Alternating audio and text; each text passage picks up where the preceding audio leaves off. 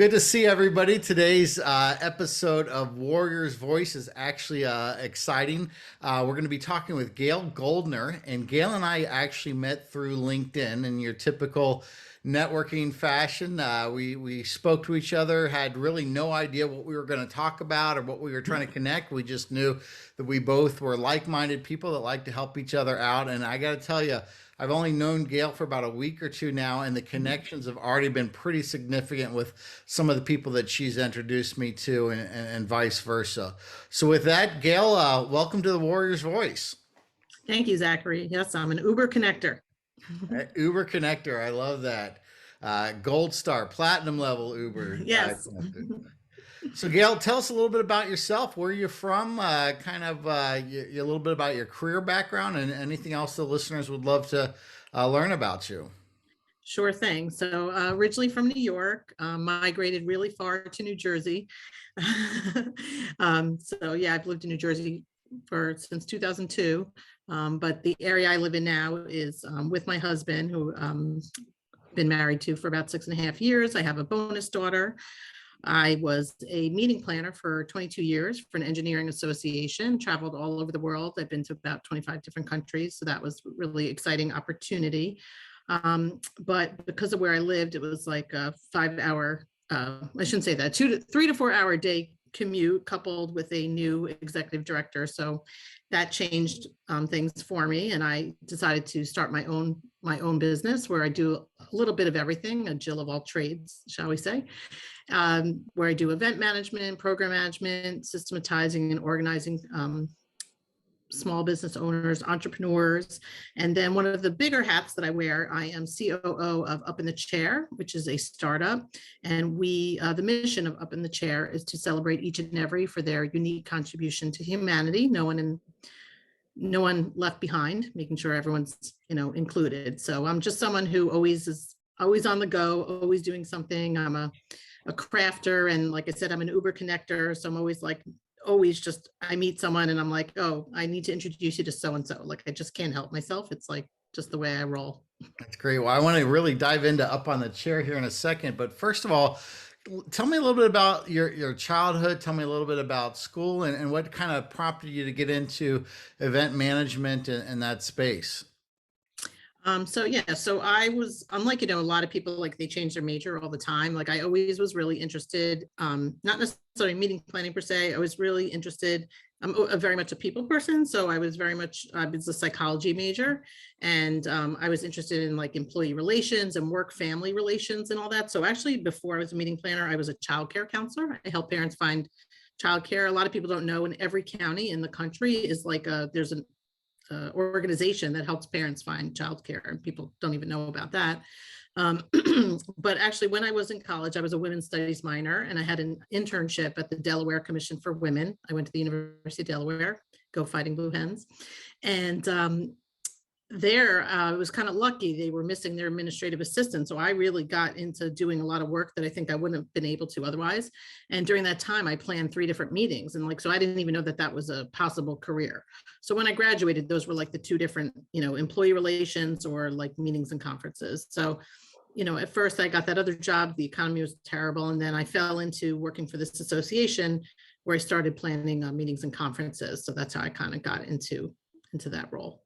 So it's interesting. My grandmother, who was born in Atlantic City area, she ended up becoming kind of an event and meeting planner out at UCLA. And oh my gosh, the stories that she had about just crazy disasters and things falling apart. Because at the end of the day, one thing she would always say when I would shadow her around, she's like, now, who's the one person whose neck I get to choke if all else goes wrong? And everyone would point to everyone else. And she's like, no, I need one person. If you're going to be in charge, you need to be my person. Did you ever have any of those disasters while you were putting any of your meetings together?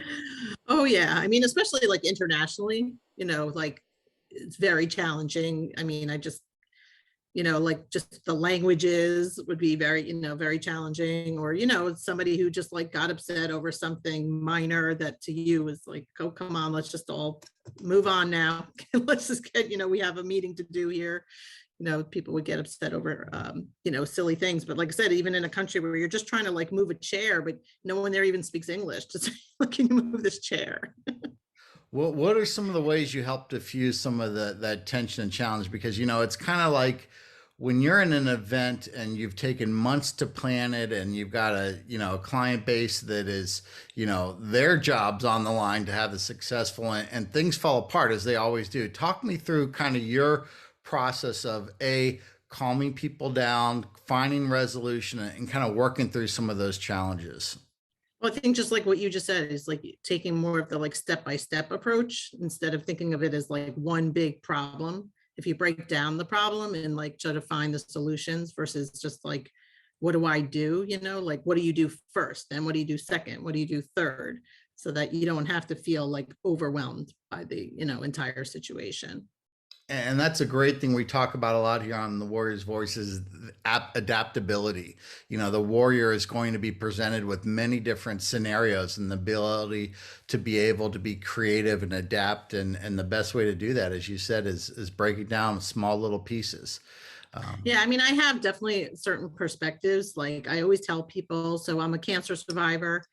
So that's, there are times in which it's like, you think, oh, whatever, it's no big deal. I survived cancer. So for whatever this problem is like nothing compared, to that. So sometimes that's why my perspective. And then even before I had cancer, unfortunately, I tell people I knew someone who was murdered when I was 16 and they were 16. And that kind of just like, that's where my philosophy of like, you only live once kind of came about.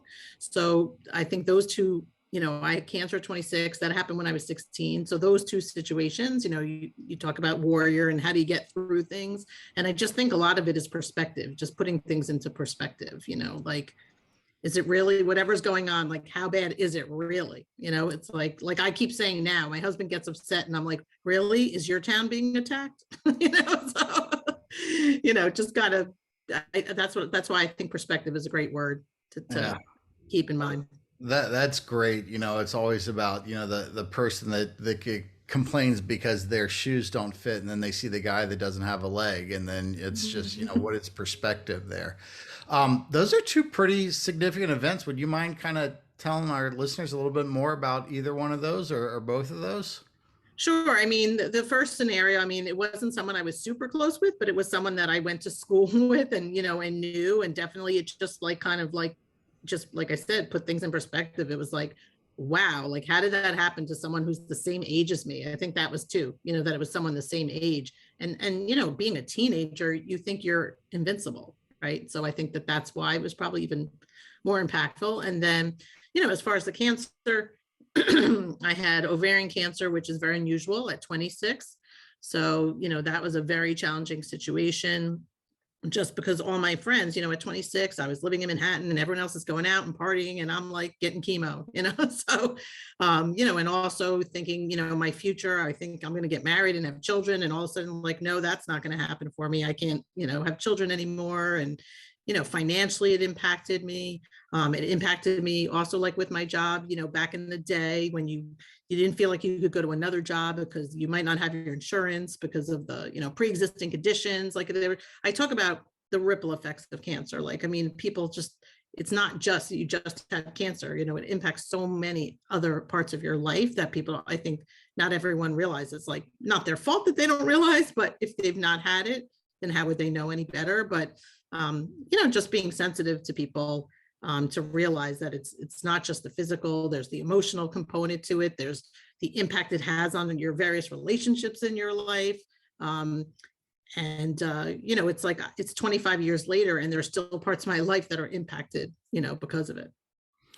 So obviously, cancer is a horrible thing. It's touched all of us many, many different ways, from people to family members to, in your case, yourself. Um, and it's horrible. But what good came out of it? What did you learn from that experience? You talked about perspective. I think that's absolutely a great point. But let's talk about how that kind of shaped your warrior spirit by having that horrible experience, especially at an age like that. Right. I mean, and definitely like there were times where I would kind of be like, oh, you want to go to the front of the line? Sure. I don't care. After I've been through, go to the front of the line. I don't care, that kind of thing. Or, And just really, obviously like the appreciation, for life or what have you. But um, I always say also, like my grandmother always taught me, like, look at the positive, right? So I met a lot of great people. Unfortunately, some of them did pass, but like also the relationships that I've formed. I'm a volunteer for an amazing organization, give them a plug, Cancer Hope Network. And I do counseling for them. And that's been an extremely, rewarding experience. I didn't have to worry about getting pregnant when I didn't want to. So that was kind of cool. Right. I tried to think of the positive, I was like, I don't have to get my period anymore and deal with that, so it's like I would try to be like, okay, let's see what are the benefits of, of this, scenario. So those were, I, like I said, I always try to think of them. I mean, I'm sure you can tell just the short time you've known me, I'm obviously a very, positive person. Well, Gail, and I got to tell you that that is truly the optimist way of looking at things. The glass is half full or it's glass is half empty. You look at the great things, and I think that really is something that we've found a lot of people that are successful. Look, life sucks. Life is difficult. Bad things happen to good people.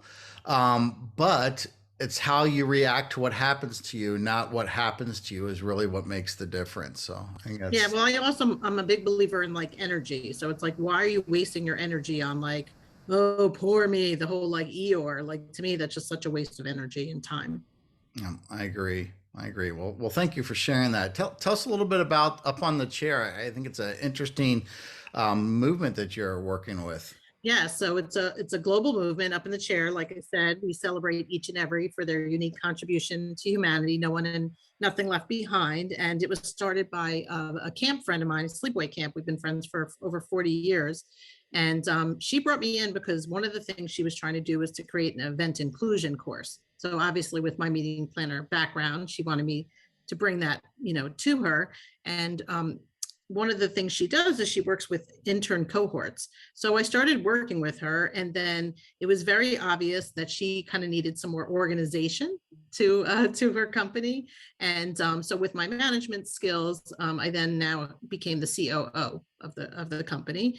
And there's four legs of the chair, and we have various different programs. So we have an emerging professional alliance program where we teach visionary leaders how to work with intern cohorts. So, groups of interns to help them with their mission driven businesses. We are, like I said, in the middle of creating an event inclusion course.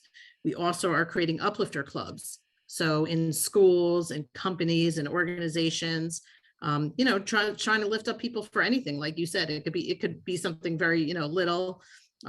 We're creating like subscription boxes. So if somebody wanted to lift up their grandmother, their whoever they would want to lift up, a client, whoever it is, they can, buy a box and lift them up. And so I encourage everyone to join our group. We have a group on Facebook, the Uplifters Community. You can find us.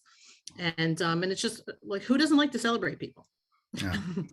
Well, that's great. And what I really like about this is we're not celebrating people just because they're famous, Oh, yes. actresses, actors, athletes. Yes, they do have a big impact on people, but just because they're popular doesn't make their story impactful. We want to find the average person that's not doing this for fame or for fortune, just to make the world a better place. And Exactly. Those are exactly the people that we are looking to lift up. So yeah, so I encourage everybody to come on board. excellent. Well, anything else you'd like to share with our listeners? Any other advice you may have for other warriors that maybe are going through challenges right now and they want to be inspired to kind of take it to that next level?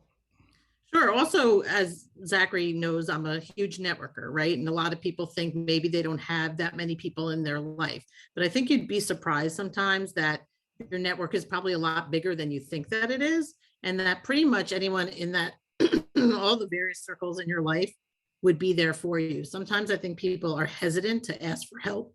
Excuse me. So I would just encourage people that to not be hesitant to ask for help if they need it. No, I think that's great. Well, Gail, thank you so much for your time today. If people want to get in touch with you, what's the best way to get in touch with Gail?